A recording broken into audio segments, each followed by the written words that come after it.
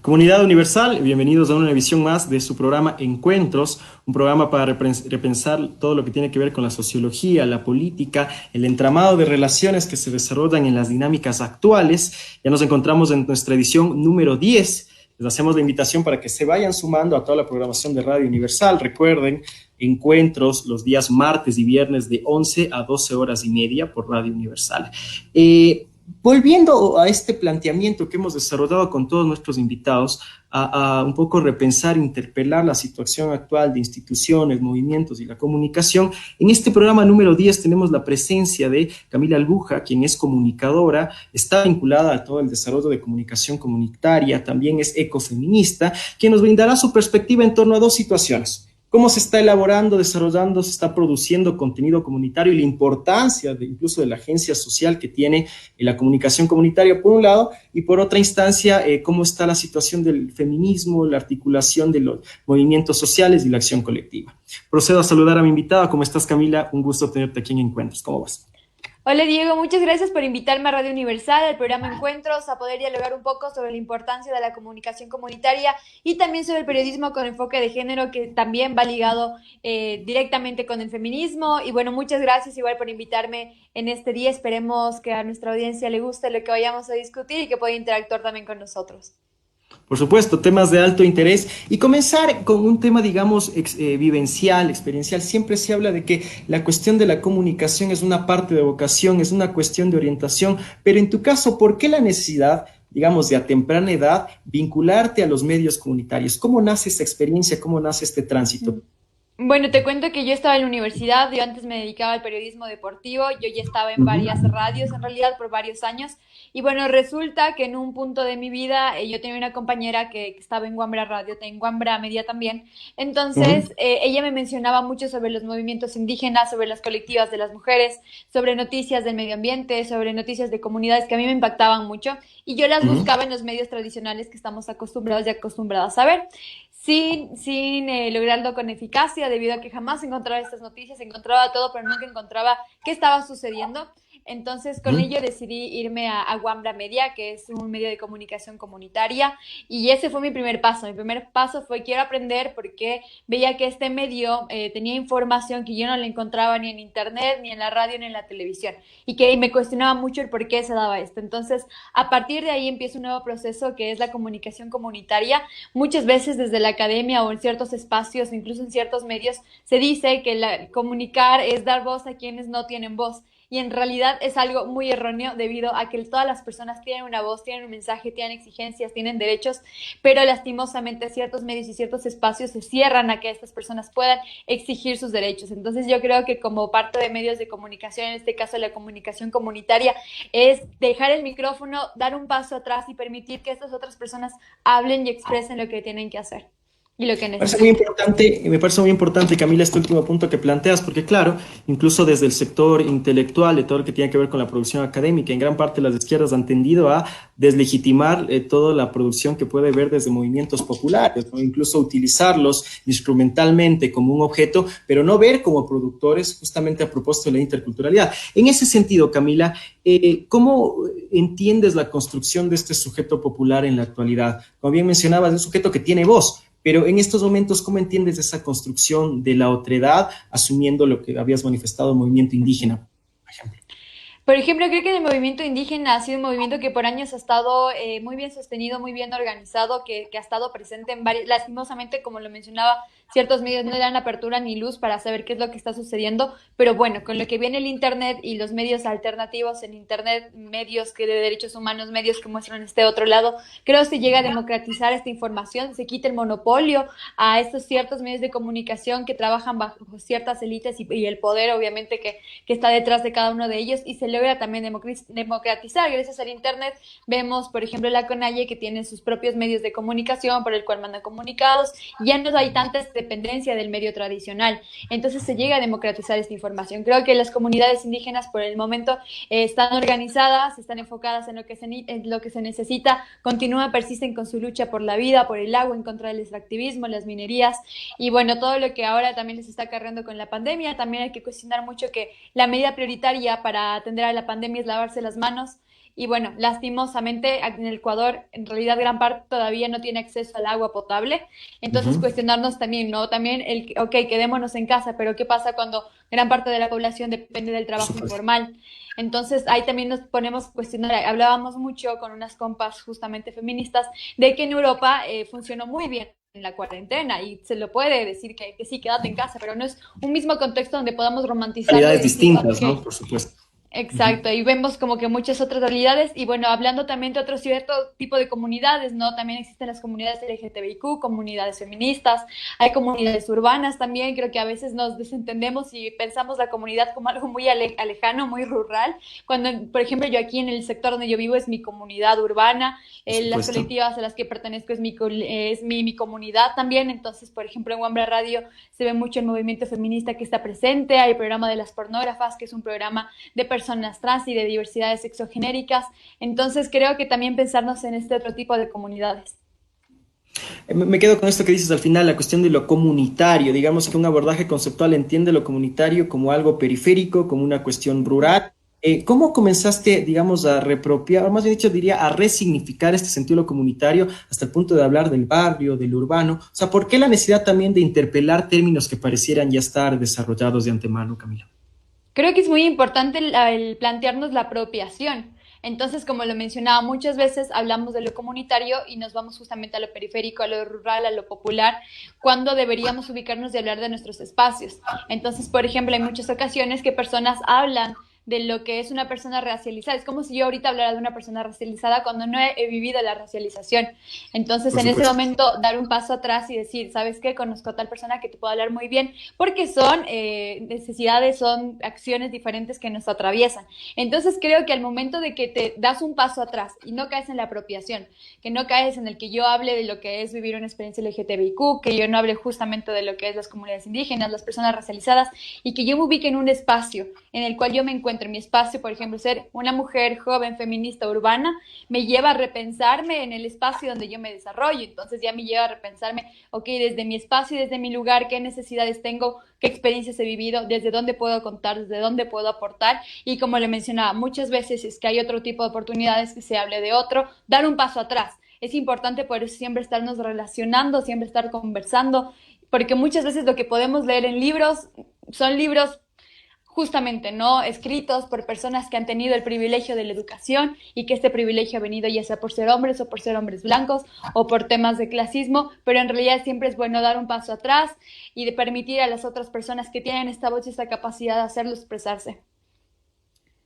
Quiero tomar igual, estás en estos momentos desarrollando tu carrera universitaria como comunicadora social. Mencionas un tema clave, cómo la historiografía y la misma preparación académica universitaria tiende justamente a reproducir estigmas, reproducir fragmentaciones, reproducir, diría yo, incluso ciertos imaginarios que nos separan de esa lucha colectiva que en teoría deberíamos compartirlos todos. Entonces, en ese sentido, mi pregunta es, ¿cuál es tu visión respecto a la construcción de contenido académico en la enseñanza universitaria? ¿Es una enseñanza todavía vinculada de lo que heredamos de un conocimiento eurocéntrico, más bien ya está evolucionando en los campos?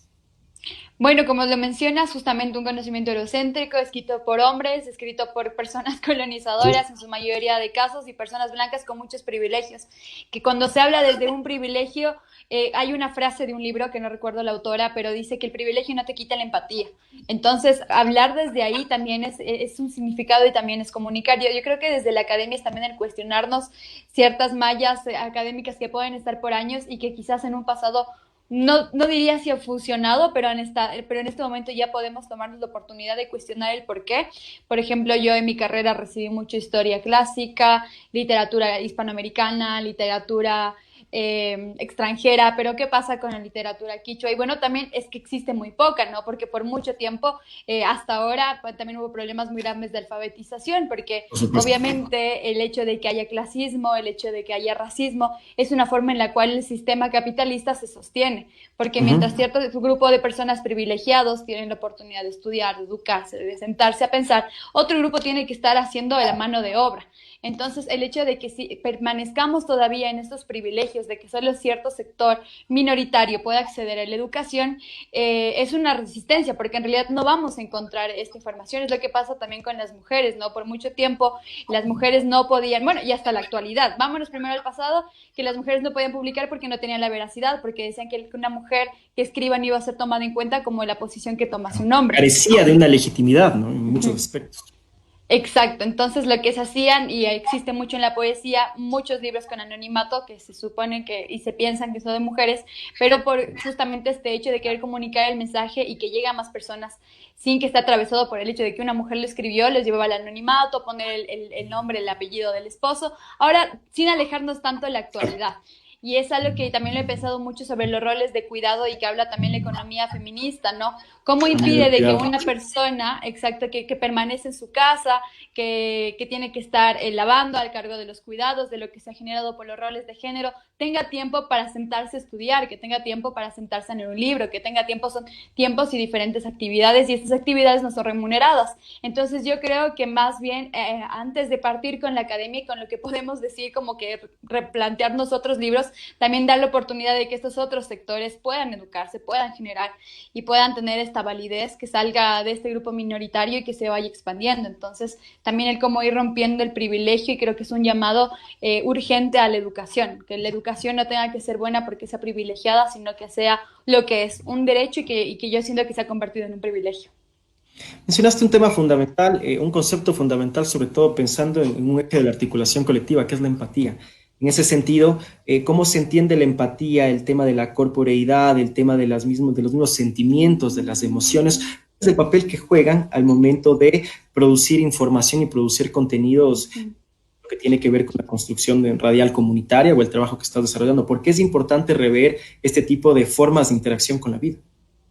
Creo que un primer paso, y que es muy fundamental para poder realizar cualquier tipo de comunicación, no solo la comunitaria, es justamente ubicarme y reconocer qué privilegios tengo y por qué he recibido estos privilegios. Y al momento de que me cuestiono los privilegios que yo tengo, también puedo ver la discriminación, la repartición que no ha sido equitativa entre otros sectores, y se pueden llegar a construir redes y fortalecer estas otras redes, ¿no? Por ejemplo, yo puedo ser muy sincera y decir, sí, yo tuve el privilegio de que yo no soy una persona racializada, que yo tuve educación privada, de que yo, si es que en cualquier caso algo pasa, tengo la posibilidad de pagar a alguien que me ayude con las gestiones de la casa, y reconocer que no es eso el todo. Entonces creo que el ponernos en ese lugar ya nos invita a escuchar a las otras personas. A veces creo que muchas veces las entrevistas llegan a ser únicamente para sacar cierto tipo de información urgente, porque en los medios de comunicación mucha información es instantánea, pero ¿qué sucede cuando no hay un seguimiento? Cuando no veo qué sucede con estas comunidades, qué sucedió con estas personas, y que siempre vaya de la mano tanto la información como el seguimiento, ya sea a través de fortalecimiento, a través de talleres y entre otros proyectos que se pueda realizar dentro de la misma comunicación. Vamos a hablar sobre esta parte, digamos, pedagógica de la comunicación, o sea, de la socialización de contenidos, pero hay un tema que me interesa, porque es una de las líneas que incluso estás trabajando a nivel de la producción de comunicación, que es el tema del feminismo. Si bien el feminismo hay una gran, digamos, teorización, incluso una historiografía, que no es un tema de los últimos 100, 200 años, se habla de una feminismos de la Revolución Francesa, hay varios ejemplos de ese tipo, pero digamos, pensando en la situación actual, se habla de, menos desde el movimiento IVAS, nos queremos años 2015. En ese sentido, en estos, en el caso tú me corregirás, en estos 5 años, ¿qué tanto has notado cambios en cuanto a la articulación del movimiento feminista? ¿Por qué te digo? Porque en primera instancia el punto de articulación era la violencia, se estaban matando mujeres, cosa que está pasando, pero que el análisis previo se queda simplemente en este elemento, no simplemente, se queda en este elemento de la violencia de género, pero hay otros elementos que también articulan el movimiento feminista. ¿Cuáles son otros elementos aparte de la violencia, Camila? Claro, la violencia es algo que sucede, que pasa, nos siguen matando, y la Sí, verdad es que nos siguen culpando y nos siguen revictimizando a través de los juicios. Recién pasó el caso de Paola, que fue así un es. juicio de una niña que murió tras, bueno, se suicidó, pero tras haber sido violada por su vicerrector, tras haber sido violada por el médico del colegio en el que estaba. Y bueno, vemos que años después, cuando ella quizás debió ser mayor que yo incluso, ya no está, recién se llega a hacer justicia en la Corte Interamericana. Y bueno, decirte que sí, hay muchas necesidades que vienen desde el movimiento feminista y se ha estado replanteando. Uno de los más fuertes, y sobre todo en Latinoamérica, ha sido lo que sea la aprobación del aborto libre. Y aunque sea no libre en este sector, en el sector ecuatoriano, sobre todo la necesidad de despenalizar el aborto en casos de violación, porque hay que tener claro que si el aborto es legal en el Ecuador bajo ciertas causales, que es si es que atenta contra tu salud, si es que hay una malformación, si es que es una persona con una capacidad especial, se puede acceder a un aborto, pero en el caso de violación todavía no. Y es algo preocupante porque dentro del Ecuador existen unas cifras alarmantes en casos de embarazos de niñas desde los 8, 10 años en realidad, que son productos de incestos. Entonces, mucho se habla de grupos antiderechos que defienden lo que es dar en adopción, pero muchas veces este proceso de la adopción significa dentro del mismo núcleo familiar. Entonces, una niña que fue violada por su hermano y que producto de ello tiene un bebé, la primera persona a las que se van a contactar es justamente a su núcleo de violencia en realidad. Entonces, es un círculo que va, además de que tener una maternidad forzada ya de por sí significa una vida empobrecida totalmente porque ya son otros tipos de cuestiones y también eso en el parto de lo que sucede cuando esta niña que ha sido violada ha tenido ya al hijo, a la hija. Pero, ¿qué sucede también cuando las personas abortan y son criminalizadas? Cuestionarnos el qué personas son criminalizadas, porque muchas veces son personas que están en la ruralidad, son personas que son racializadas, las personas que son sentenciadas a pasar en la cárcel a pesar de haber sido violadas. Entonces, yo creo que es una necesidad urgente que en estos últimos años ha estado reforzando el movimiento feminista. Ha ayudado mucho, como le mencionaba, el Internet, a través de lo cual ya se puede tomar autonomía de las mismas marchas y protestas y consignas que se está haciendo. No quisiera irme a 5 años, recién este año cuando pasó el 8M, en el cual yo fui a hacer la cobertura y lastimosamente la cobertura no salió en la televisión nacional, no salió en los medios de comunicación tradicional, pero bueno, ya el tener el internet, tener otro tipo de comunicación también nos ayuda a que se visibilice lo que está sucediendo. Pero bueno, para responderte muy puntual, creo que los enfoques que ahora está sobre todo la lucha feminista en América Latina es por la despenalización del aborto en cualquiera de los casos, más, pero sobre todo aquí en Ecuador creo que es una urgencia la despenalización del aborto en caso de violación. Hablando de actores, de situaciones específicas, como te mencionaba al inicio, me parece importante temporalizar en dos contextos específicos, tanto la cuestión de la producción de contenidos comunitarios como también el rol de la mujer o en clave de feminismos. La pregunta es, ¿cuál crees que fue la importancia? Se habló mucho de estas redes, se habló de economía de cuidado, de estas redes prestadas por mujeres, de la importancia de la mujer como tal en octubre. En ese sentido, ¿cómo crees que se desarrolló la participación del movimiento feminista en octubre? O sea, ¿fue importante en qué tipos?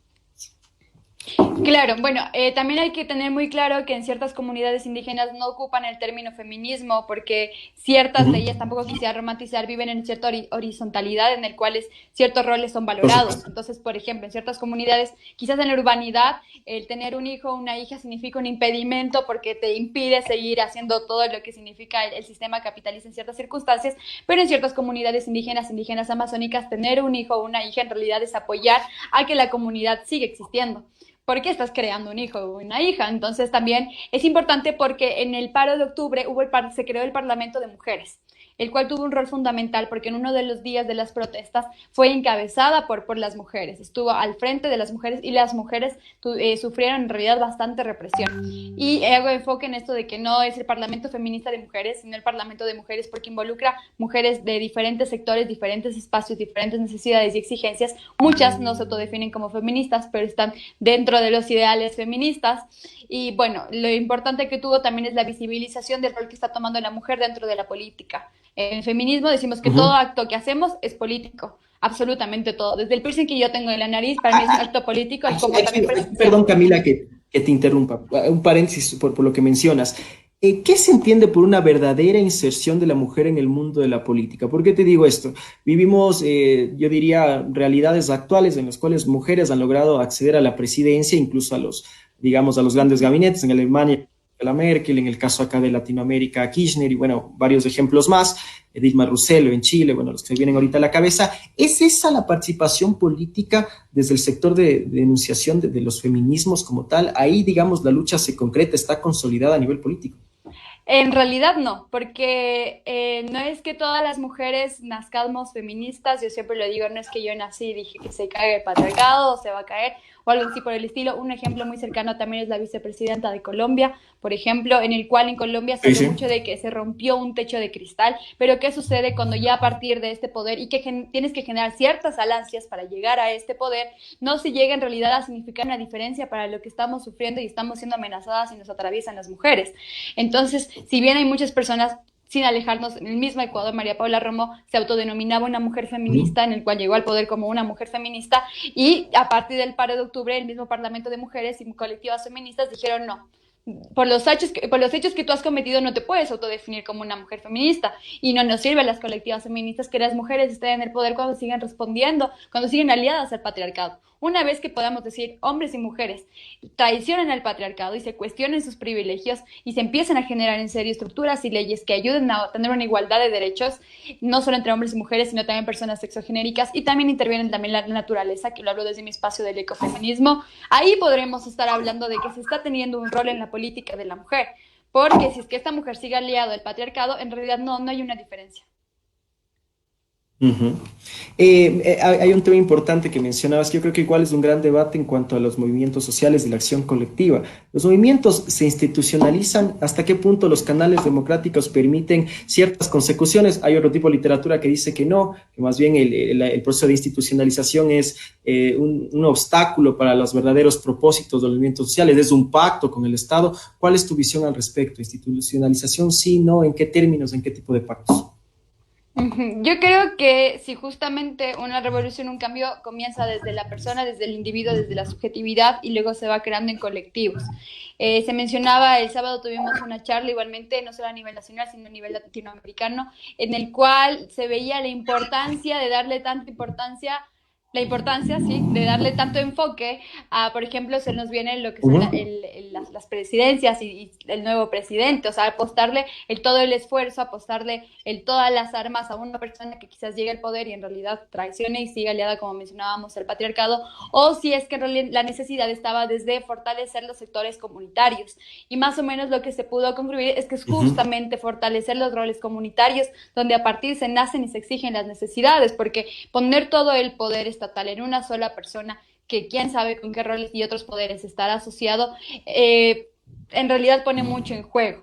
La verdad siento que todavía desde el movimiento feminista no se está planteando, no se está visibilizando, es algo que yo quisiera y que yo lo apostaría, pero todavía no existe en realidad en Ecuador. Hay ejemplos, por ejemplo en Chile, que se está también protestando mucho sobre tener una nueva constitución, porque la que tienen ellos es la hecha por Pinochet, y se está pensando en una constitución feminista. Entonces, yo creo que ya son ejemplos que podemos ir viendo. También en Argentina postularon, que está en la parte de la política, a una persona que provenía de las colectivas feministas. Es algo que todavía yo siento que estamos acercándonos, aún no estamos aún todavía en ese punto, pero creo que las dos son importantes. Es bueno tanto el fortalecimiento de la comunidad, el fortalecimiento de las necesidades, las claridades, el pensarnos, el repensarnos en otro tipo de sistemas, y también que de esta misma colectividad tener opciones en el rol ejecutivo y en el rol del poder. Porque sí, muchas veces al estar también tan separados y al vernos tan separados puede Por significar una supuesto, pero sería, dificultad. ¿cuál es la finalidad? ¿No? Me parecía que ahí Ujú. como que queda emergente de ver cuáles son los resultados concretos que se podrían conseguir, ¿no? Lo planteaba porque es un debate, no solamente el movimiento feminista, es un debate que ha estado inmerso incluso por años en los movimientos sindicales, entonces, a ver, ¿pactamos o no? Porque muchos dicen, hay un momento en que los líderes tienden a pactar con el Estado y se vuelven parte de ellos, a esta cuestión corporativista, entonces, varios elementos.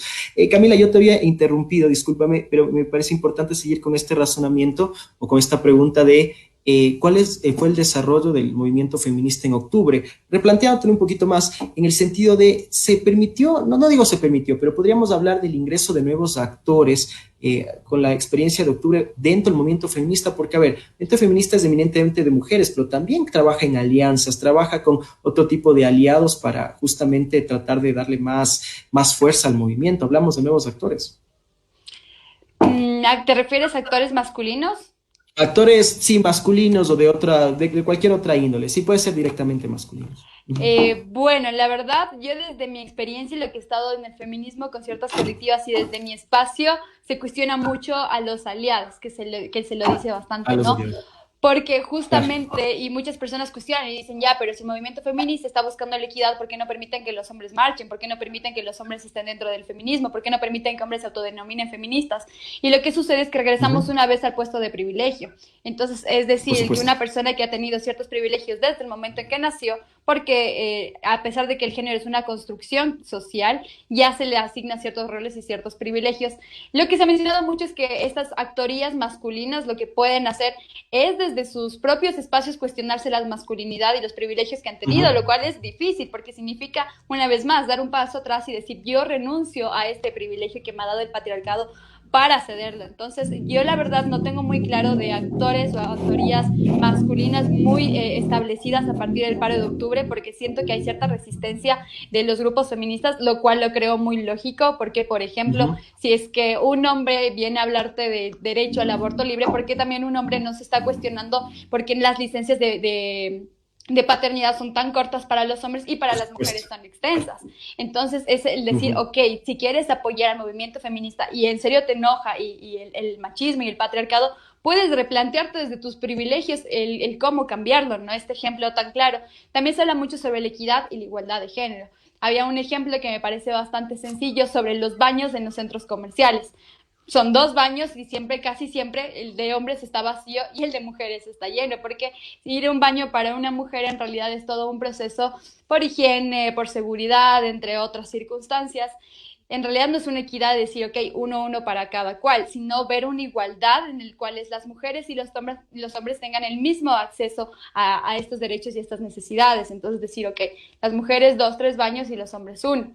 Entonces, a veces el hecho de que desde un sector, desde una actoría masculina, el hablarnos sin haber tenido todas estas violencias atravesadas, sí, sí choca muchísimo con los movimientos feministas y yo la verdad no conozco un movimiento feminista que abiertamente diga que aquí aceptamos aliados que hablen por nosotras, ¿no? Que es lo que se ha hecho por años, quitar el micrófono y la actoría a las mujeres que hablen de sus necesidades, porque un hombre llega a tener como esta relevancia. Cuando un hombre habla en un foro sobre el feminismo, que nos comentaba Catalina Luis Navarro, que escribió el Manual para Feministas en Colombia, que también es periodista, mencionaba, le hizo este discurso al marido hablando de feminismo y toda la gente le aplaude, pero cuando una mujer habla de feminismo le dice feminazi.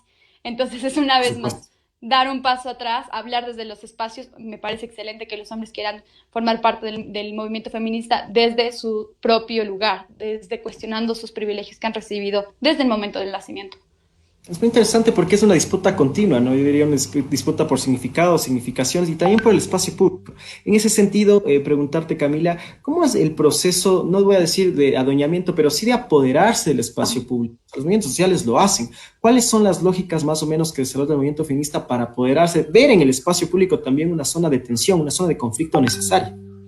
Apropiarse del espacio público es necesario y va desde la filosofía, desde que leemos a Nietzsche, por ejemplo, en el cual se habla mucho del derecho de la apropiación del espacio. Por eso también los grafitis son comunicación en todos los sentidos. Por ello también, como lo mencionaba, todo acto es político. ¿Y qué acto más político que tomarse un espacio en la calle que para poder visibilizar y demostrar la rabia, la furia y también las consignas y las exigencias que se están pidiendo? Creo que por ello también es que siempre hemos tenido a movimientos indígenas, a sindicales, a personas trabajadoras jubiladas que se toman las calles porque es una forma de protesta y de comunicación. Nosotros hablamos de comunicación no solo con el ámbito periodístico, que es tanto en la elaboración de producciones, el ámbito comunicacional desde la semiótica, por ejemplo, todos estos pequeños actos o grandes actos comunican. Entonces, yo creo que es de vital importancia que las mujeres, las colectivas feministas, las personas de diversidad de sexo genéricas se tomen las calles y visibilicen lo que está sucediendo. Se habla, por ejemplo, algo que generó gran controversia tanto en Ecuador como en México es lo que se pintaron a los monumentos, lo que se grafitearon en las ciudades, lo que hay esta violencia, pero es un acto político que ha venido desde años en el cual se dice, ok, es más importante la institución privada que las vidas que las mujeres que han sido asesinadas por el patriarcado. Entonces creo que el hecho de tomarse la calle desde el ámbito comunicacional, filosófico y desde el ámbito político es necesario. Bueno, ya para ir cerrando, digamos, esta primera parte en torno a tu involucramiento con el movimiento feminista, con el ecofeminismo también, una pregunta que me quedó sonando, si bien el tema, por ejemplo, pensando en esto de las actorías, del desarrollo de actorías, es un tema, digamos, que se replantea desde la propia cuestión de la experiencia, de las actividades, de la cotidianidad, de cómo cambiamos ciertos comportamientos, ciertas mentalidades, ¿cuál es el papel que juega en este momento la producción académica? Y cuando te digo producción académica es por pensar cuál sería la articulación entre feminismo y la innovación de procesos educativos también. ¿Por qué? Porque en gran parte, digamos, de esta desconexión que existe incluso de ser parte de la lucha popular o de este tipo de luchas, de este tipo de demandas, tiene que ver con una matriz educativa que tiende más bien a fragmentar. Entonces, en ese sentido, ¿se puede pensar o cómo se plantea esta articulación entre feminismo y educación?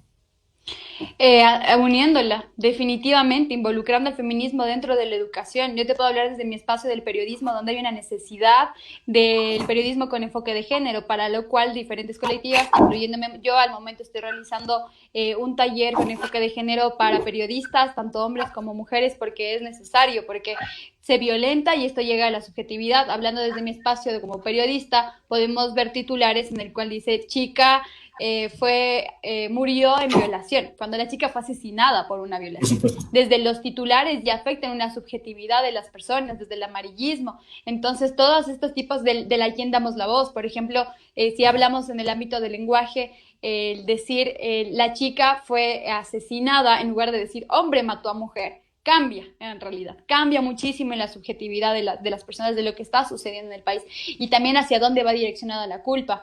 Recién me acuerdo que igualmente vi una publicación en la cual decían 900 niñas desaparecieron durante la pandemia y después en el primer párrafo decía la mayoría son de casos que escapan con el novio. Entonces se llega a romantizar en realidad por qué estas niñas están desapareciendo. Sí puede ser cierto de que se escapan con su pareja, pero ¿por qué? Porque viven seguramente en núcleos de violencia Por dentro supuesto. del mismo hogar, otras que no están desaparecidas por estas circunstancias y que ha sucedido y que en realidad ya se llega a generalizar a todas las niñas que han desaparecido durante la pandemia únicamente y ya desde la primera línea que te dicen fue por el novio, ya afecta al subconsciente. Entonces, desde la academia es importante que el feminismo se apropie y que ingrese y que entre desde todos los ámbitos y decirlo, la necesidad que hay, no solo desde el ámbito del feminismo, ya pasó con mis hijos no te metas, que en realidad se buscaba que dentro de los libros educativos ya se hable sobre las diversidades sexogenéricas que han existido desde siempre, desde los mismos filósofos griegos de Platón, ya exigían, y tampoco quiero justificar a Platón porque Platón era misógino,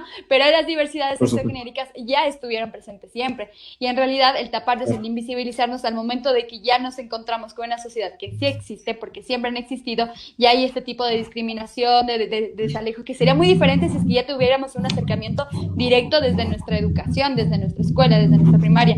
Pero también existe un posicionamiento muy conservador en el Estado ecuatoriano que impide que podamos tener este paso y este desarrollo. Esta marcha de con mis hijos no te metas es clarísimo de lo que sucedió el 17 de septiembre del 2019 con los grupos antiderechos que se opusieron a la despenalización del aborto en caso de violación. Entonces, es en realidad muy grave sobre el poder que tienen estas hegemonías y estos grupos religiosos en su mayoría, hay que decirlo, que están atentando contra los derechos de las personas, contra los derechos de las mujeres. Por ello, yo creo que es necesario, quizás aquí sí sea un deber desde el Estado, cambiar el sistema educacional y tener la necesidad de involucrarlo con las corrientes del feminismo, con las corrientes de las diversidades sexogenéricas y lo que se está planteando y lo que se está exigiendo. Justamente pensé que quedaba poco corto, porque claro, es la articulación, el feminismo, educación y está también el tema estatal, ¿no? Porque claro, y lo que implica también hablar del tema estatal en cuanto a cómo construye conocimiento y educación. Una pregunta también que me quedaba pendiente, ya volviendo un poco más al contexto de la pandemia, es, ¿se volvió explícito la importancia de lo que se denomina el trabajo del hogar? O sea, la importancia de un trabajo que durante muchos años fue invisibilizado. ¿Crees, no sé, es, digamos a manera de especulación, pero crees que con el contexto 4, 6, todavía seguimos en pandemia, más allá de que parezca lo contrario, pero seguimos todavía en confinamiento, más bien dicho, en ese sentido, ¿crees que se volvió explícito para el común denominador ecuatoriano la importancia del trabajo del hogar, del desarrollo, del trabajo que hacen mujeres, muchas veces en silencio, muchas veces invisibilizado? Se hizo explícito hoy más que nunca gracias al confinamiento. Creo que se hizo explícito, pero lastimosamente sigue romantizado. Ya. ¿Y a qué me refiero con ello? A que puede ser que sí, me di cuenta de que mi mamá todo el día quizás trabaja y ahora le toca también la teleeducación y en realidad no se avanza uno y esto de estar en la casa no ha sido tan sencillo, pero lo hace porque es mi mamá y qué linda porque mi mamá nació Por para hacer esto. supuesto. Entonces, Ujú. ¿qué sucede cuando, y justamente hablábamos del Día de la Madre, en el cual es un día donde Por se supuesto. romantiza y se normaliza la explotación del trabajo de cuidado, ¿ok? Es el Día de la Madre y Ujú. te regalo una olla, cuando en realidad deberíamos cuestionarnos el por qué hay estos roles, se refuerzan los roles de género, ¿no? Entonces, en este momento de la pandemia, en realidad, creo que lo importante, no lo he visto mucho, pero yo lo cuestiono mucho, muchas colectivas lo cuestionan mucho sobre el cuidado del hogar y lo que va involucrado también con la economía feminista, ¿no? Entonces, obviamente se ha incrementado durísimo porque tenemos también la teleeducación, en el cual me han Ujú. dicho por experiencia propia, y bueno, llevándonos un sector de privilegio, diciendo que en mi casa hay una computadora y tengo internet y puedo realizar en realidad la teleeducación, llega desplazado hacia las madres porque son quienes están llamadas a estos roles de género en el ámbito de la teleeducación. Ahora, ¿qué pasa con el cuidado, no? Cuando una persona se enferma, cuando una persona se enferma de COVID o de cualquier otra Ujú. enfermedad, ¿a quién va destinada a este rol de cuidado? A las mujeres. Y va todo este peso que va uno encima de otro que termina desgastando no solo la salud mental, sino también la salud física y también la economía porque obviamente una mujer que toda su vida se dedique a los roles del cuidado del hogar, que se dedique al cuidado del abuelito, del tío, no le permite permanecer en una educación, no le permite formar una sujeta activa en la economía del país y por ende no va a tener una jubilación, lo cual ya significa una vida empobrecida en su totalidad. Pues sí, Desde la precarizada, ¿no? Por supuesto. Claro, y es justamente lo que queda esta romantización, porque si no hubiese esta romantización, porque si las mujeres dijeran, no quiero cuidar a la casa, no quiero cuidar a tu hijo, no quiero cuidar a cualquier otra cosa, este sistema que está gobernado por el hombre heteronormado se caería. Porque, ok, ¿quién le va a cuidar al hombre heteronormado? ¿Quién le va a estar limpiando? Y aunque digamos como que cosas muy chiquitas, que se discuta del tender la cama, sí es algo grande, es algo, como lo decía, toda acción es algo político.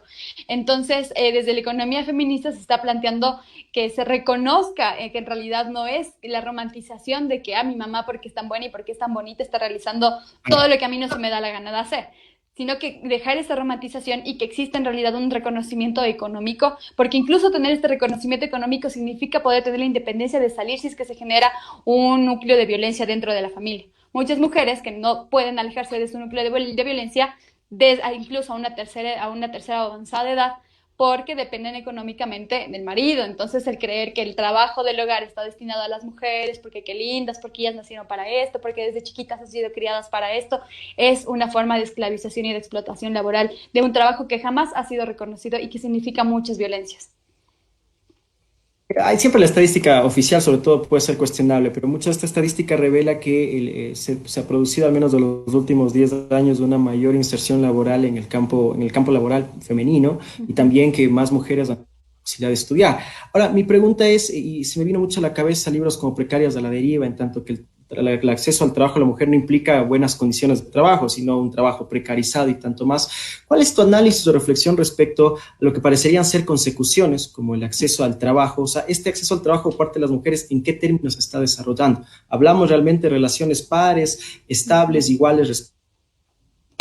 Bueno, te cuento, hay varios puntos que hay que aclarar ahí. Yo creo que si es que bien se está hablando de este involucramiento, se sigue reforzando los roles de género, de ver en qué sectores se están ubicando las mujeres en el ámbito comunicacional deportivo en el que yo está, por ejemplo, se saca mucho pecho de que ya las mujeres están ingresando en el ámbito deportivo, que obviamente tiene justo esto de que es solo para hombres, que el fútbol es para hombres, muy reforzado, pero en realidad cuestionémonos en dónde están estas mujeres. Y hemos visto, y hemos escuchado un relato de un partido de fútbol por una mujer, y hemos escuchado comentarios Sí, sí, deportivos sí. por una mujer, o ¿dónde están? ¿Están en el borde de cancha?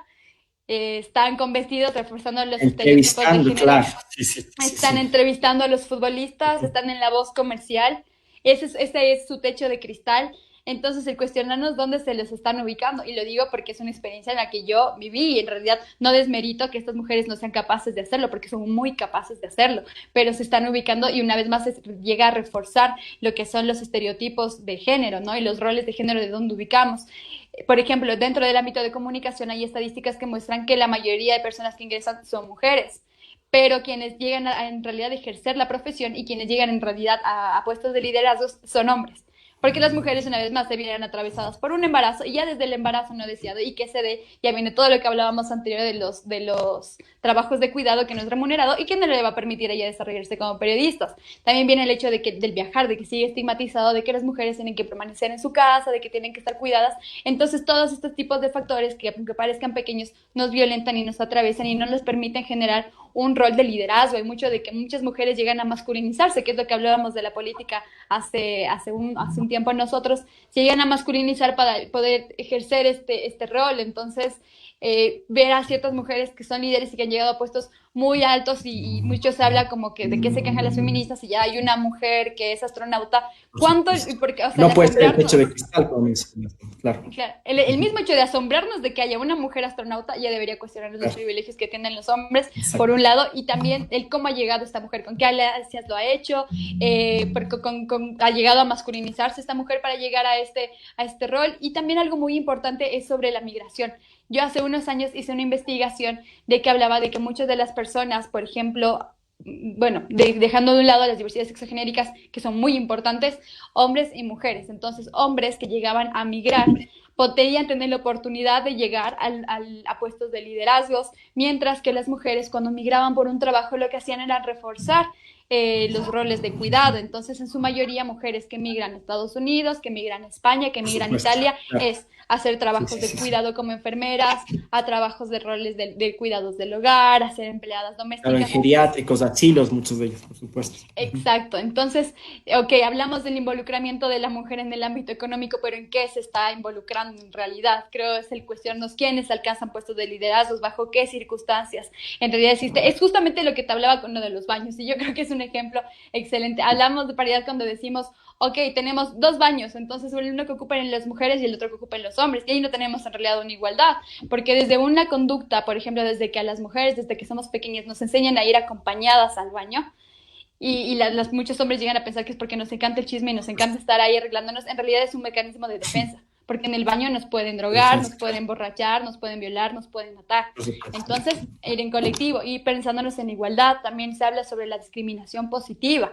Es decir, ok, ya tenemos, no es tanto el uno igual, sino también ver el qué roles se van generando con cierta equidad y también cómo puedes impulsar la discriminación positiva, el darle más espacios no solo a mujeres blancas y que han tenido educación, sino a otro tipo de personas. Entonces creo que en realidad se habla mucho de que sí, ya estamos en el ámbito económico, pero yo creo que estamos muy alejados todavía de una igualdad de género. Un pequeño paréntesis, comunidad universal, les hacemos la invitación. Contaremos también contados minutos junto a Páreme la Mano, que es una iniciativa vinculada a la literatura y al desarrollo de producciones artísticas también. Y entrando a la recta final, Camila, hacer esta vinculación también a cómo se da este proceso en la comunicación comunitaria que en este momento te estás desarrollando. Y por ahí ya me respondiste, pero no sé si se puede profundizar un poco. ¿Fueron estos aspectos de que no eran consecuciones reales lo que te hizo desafiliarte del periodismo deportivo y acceder a otro tipo de periodismo, digamos? Bueno, creo que podemos responder con lo último para poder cerrarlo con broche de oro. Pues sí, en Claro. realidad sí, y es uno de los impedimentos que nos pasa a las mujeres. Muchas mujeres vivimos mucha violencia dentro de nuestros espacios de trabajo, que podemos tener toda la capacidad para desarrollarnos, pero nos hacen salirnos porque está muy normalizada, ¿no? Entonces, por eso es algo que yo también lucho bastante y también estoy generando un periodismo deportivo con enfoque de género, porque el vivir acoso laboral, no digo que yo lo haya vivido, pero sé que muchas mujeres han hecho el vivir acoso laboral, la censura por ser mujer, la violencia por ser mujer. He hablado con muchos periodistas deportivas que se mandan un comentario fabuloso Por y supuesto. a los 2 segundos el compañero lo repite el mismo. Y toda la gente le hace caso a lo que dijo el compañero, porque aún está validada la voz de la mujer en ciertos espacios de trabajo. Entonces, el hecho de que se sigan reforzando estos en sectores violentos también sucede tanto en el ámbito judicial, ingenieras. Yo recuerdo cuando viajamos con Wambra a Quimsacocha, que es una comunidad ubicada en Cuenca, había una chica que quería estudiar mecánica, y ella desde que estaba en el colegio le decían que no podía hacerlo y que no podía hacerlo. Y cuando ya estaba en la universidad, los profesores le cuestionaban que por qué ella había escogido esa carrera, que ella no le iba a ir bien, porque las personas no le iban a contratar. Y más allá del comentario extremadamente machista y violento que estaban teniendo los profesores, es una realidad, porque seguramente muchas personas no le contraten. Y tampoco yéndonos a ciertas profesiones que han sido masculinizadas, porque hay profesiones masculinizadas y otras Por supuesto. feminizadas. el ámbito de la biología, que podríamos decir que está equitativo. Igualmente hablaba con una bióloga y decía, sí, si es que desde la biología yo estoy desde un laboratorio y me pueden dar trabajo, la biología también involucra un trabajo de campo. ¿Y por qué no se le da ese trabajo de campo a las mujeres? Porque las mujeres se embarazan y en ese momento ya enseguida va el rol de que ahora su nuevo trabajo no remunerado, gratuito y explotado va a ser el de ser madre. Entonces no les invitan, no les contratan para trabajos de campo. Creo que regresamos una vez más a lo que es en realidad cuestionarnos en qué ámbitos nos estamos desarrollando las mujeres. Y por el otro de la comunicación comunitaria, creo que es urgente igualmente para que desligarnos de ciertos poderes, tanto ejecutivos, poderes religiosos, poderes económicos, que nos impidan dar estos espacios para que las personas se puedan expresar sobre sus necesidades sin miedo de la represión, sin miedo a quedarnos en una pauta comercial, porque se está jugando mucho cuestionarnos quiénes han sido en realidad los dueños de los medios tradicionales por tantos años, y viendo un poco más en el pasado, en la historia, cómo se ponen presidentes por fines neoliberales. En realidad creo que es necesario, ahora se tiene esta herramienta. Se estaba hablando mucho sobre las frecuencias radiales, y está existiendo una lucha muy grande por parte de las radios comunitarias para que puedan acceder a estas frecuencias radiales, porque tener una radio comunitaria en internet sigue siendo para un sector muy privilegiado, sigue siendo para un sector que puede acceder a una radio, a una computadora, a internet. Así que creo que sí debe haber la necesidad de que estos medios comunitarios se tomen elementos como la radio, que quizás pueda acceder a estos pueblos y a estas comunidades que todavía no hay un acceso a internet estable y ni siquiera a un servicio eléctrico. La verdad que todavía quedan bastantes preguntas en el tintero, es una discusión que se puede ampliar mucho más, pero el tiempo ya se agota. A manera de cierre, de conclusión, ¿algún mensaje para tu comunidad, Camila, que es bastante extensa? No sé, alguna reflexión final respecto a todas las personas que te están escuchando. Muchas gracias. Como reflexión, yo siempre le digo, cuestionarlo todo, desde nuestros privilegios hasta lo que vemos en la tele, desde lo que compramos, desde dónde viene, nos lleva mucho a repensarnos a qué poderes estamos siendo en realidad esclavizados, y no solo el cuestionarnos, yo digo, el enfadarnos, el llorar, el ponernos tristes, que nos puede pasar mucho. A mí me ha pasado mucho a veces que me indigno y voy 2 horas llorando, o que me lleno de rabia y simplemente quiero romperlo y quemarlo todo. Pues ver que nace también de esa furia, ¿no? Sí, Se habla mucho de la bendita furia, porque a partir de ahí se pueden generar acciones que en realidad lleguen a tener un cambio estructural. Entonces, porque dentro del feminismo se ha dicho, ok, en realidad estoy haciendo un cambio saliendo a marchar con mi pañuelo verde, sí, porque todas estas pequeñas acciones en colectivo se puede generar un cambio estructural. Entonces, eso, alentar de que decir, ok, yo desde mi espacio de estudiante no puedo hacer nada porque tengo que llegar a ser presidente, y una vez nos volvemos a replantearnos sobre la acción política y sobre el generar todo el poder dentro de una persona, pues en realidad sí va aliado. Yo creo que también va mucho desde cómo fomentamos y formamos nuestra comunidad, desde nuestro espacio, desde con mis vecinos, con mis vecinas, desde mi sector barrial, el decir, ok, ¿qué necesidad hay acá? Tenemos en realidad cierta convención con enfoque de género. ¿Qué pasa si un vecino o una vecina está siendo violentado por su esposo? En realidad hay un apoyo. Vernos, el pensarnos, el localizar qué sucede en nuestra comunidad, y a partir de ahí irnos extendiendo, porque también el internet permite tener comunidades que pueden llegar a otras partes del planeta. En realidad nos permite, como decía, ¿no?, que el privilegio no nos nuble la empatía. Por supuesto, una frase realmente para reflexionar. Camila, no me queda más que agradecerte de parte de todos los que formamos de Radio Universal y también Encuentros, y ojalá podamos estar muy, muy pendientes de todo tu trabajo a nivel comunitario y de todo tu activismo. Muchas gracias por estar en Encuentros. Muchas gracias por invitarme y felicitarles por generar estos espacios en los que se puede dialogar y repensarnos otras formas de vivir y lastimosamente también de sobrevivir. Muchísimas gracias, Camila, por tu presencia. Chau, chau. Comunidad Universal, les agradecemos muchísimo por...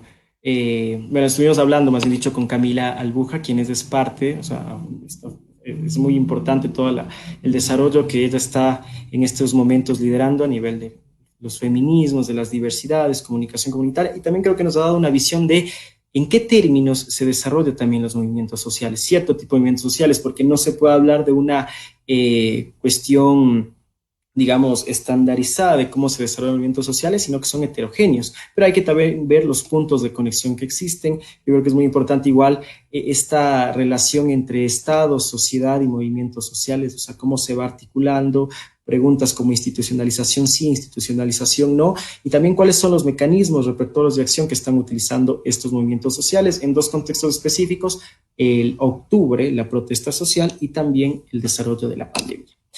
Vamos a una pequeña pausa y volvemos enseguida a Compáreme la mano, un proyecto literario para el desarrollo de todas las actividades vinculadas al área de las letras. No se olviden que estos encuentros volvemos en contados minutos.